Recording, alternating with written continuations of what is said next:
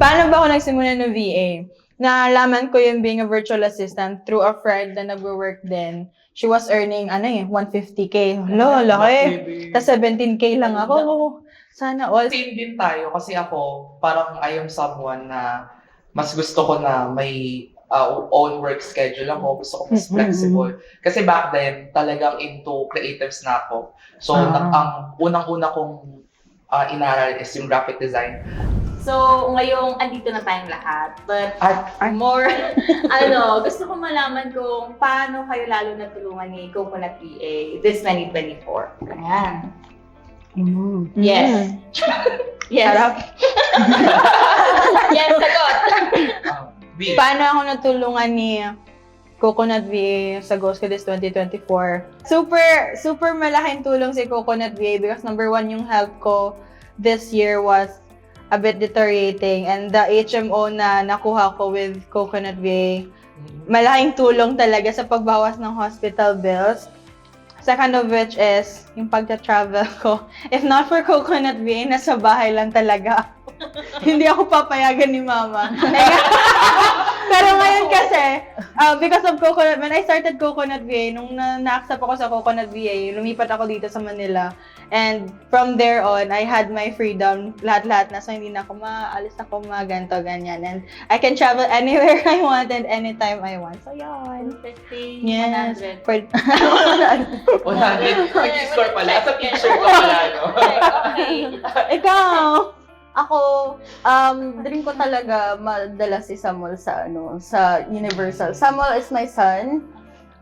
So, nung birthday niya, pumunta kami ng Universal Studio para ma-experience niya yung ibang bansa, and also yung ma-meet niya yung mga favorite characters niya kasi nandun yung Sesame Street, yung Minions.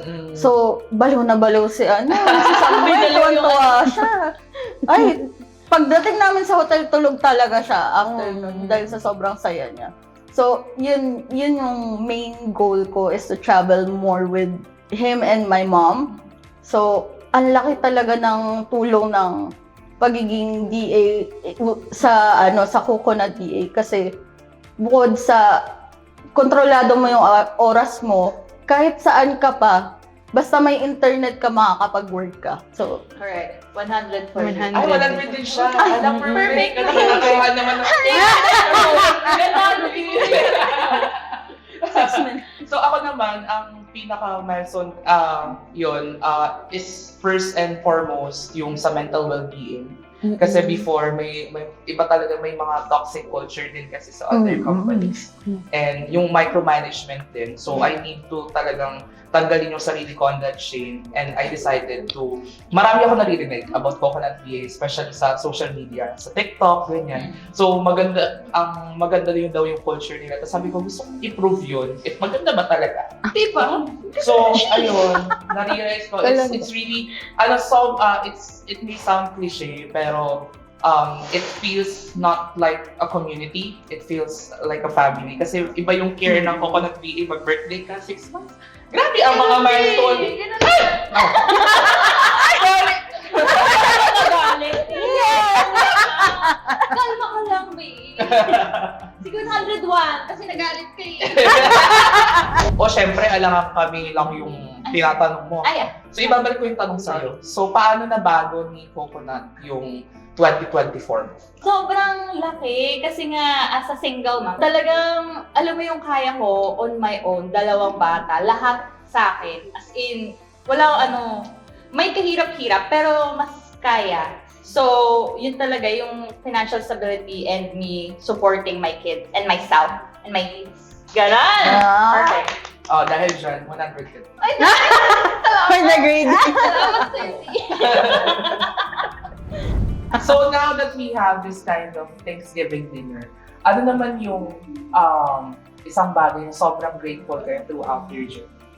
Siyempre, yung talaga, yung financial stability na with my kids, wala talaga akong sasabihin. Kasi nadadala ko yung 2 kong anak na alam mo yun, na nabubuhay ko sila. We're living comfortably because of the work that I have right now. Puno ng atake. Alam mo yung maglalaro, gigising sila, kain lang sila pancake. Gusto na masaya yung buhay, di ba? So, yun talaga ang pinaka-thankful.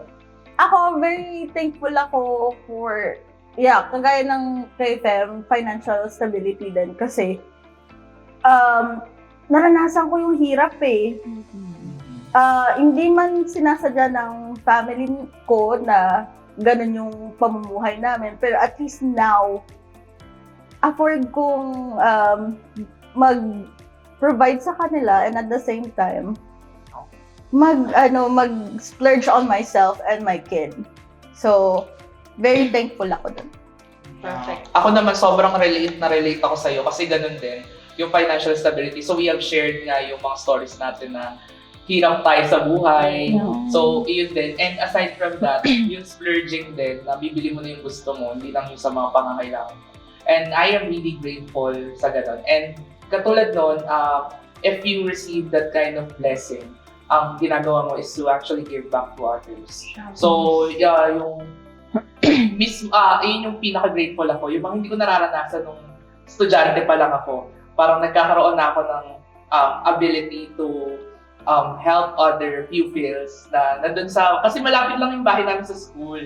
So, yung sister ko pa, teacher siya. So, lagi siya nagkukwento sa akin. So, sabi ko, nakaka-relate ako dyan. So, tara, tulungan natin. Ganun. And yearly din, meron kami parang, nagbubuo kami ng Christmas party. So, kami yung nagtulong-tulong ng ambagan para for Christmas party nila. So, parang sharing din. Yung something na sobrang grateful ko din, na nakakatulong na ako. Aside sa mga nakukuha ko yung mga gusto ko. Ayun. 1,000 points para sa lahat. Plus points. Last but not the least. Yes. I think tayo naman siguro lahat dito, one thing that we're very grateful is yung financial stability talaga. Especially naranasan natin yung hirap in life, growing up, yung mga ganon-ganon. And I think yung pinakamaganda sa part na to, lahat kasi yung na-mention ko, travel ko, and splurging on myself, buying whatever I want without looking the prices. But yung pinaka-the best kasi, pag humihingi ng pera si mama, kahit hindi din ng sweldo, hindi siya sige ma, I'll give you this money, ma, sige ma, oo. Like, bilhan mo naman ako ng ito na bag, sige, yung ganito. Yan yung pinaka-fulfilling ko, kasi si mama, kami yung pinaka-mahirap sa family eh. So, yan yung pinaka-happy ako na, nabibigay ko to sa mama ko, yung ganito. So, yan. Grabe! For the good daughter of ending. Grabe yung stories natin. Ibang drama ang natin. Oo. Kaya susulat na tayo sa FB. I believe. Yes, and the journey is all about dedication. So, lahat ng yon ay pagpapasalamat nyo sa sarili nyo. Yes. And also na ginabayan kayo ng ni God. Angel of God. Towards that journey. So, make sure na sa lahat ng grateful things, lahat ng sinabi namin yon, we wanted to share with you guys. That's why we're sharing these stories and experiences. Not just to inspire and motivate you to apply, but also see to yourself na hindi siya imposible. Correct. Yes. Diba? Correct. Ayun. Kaya kayo, apply na kayo. Yes. I-try nyo mag-apply. Alam ko nakakatamad gumawa ng introvert, pero kasama yun ang hiring process natin. Yun lang talaga. Ganda ng introvert nyo. Mag-apply kayo kasi wala nang mawawala eh. Video nyo lang yung mukha niyo, belenda nyo lang yun eh. So, apply na. Apply now! Click the link below. Thank Thank you and see you soon!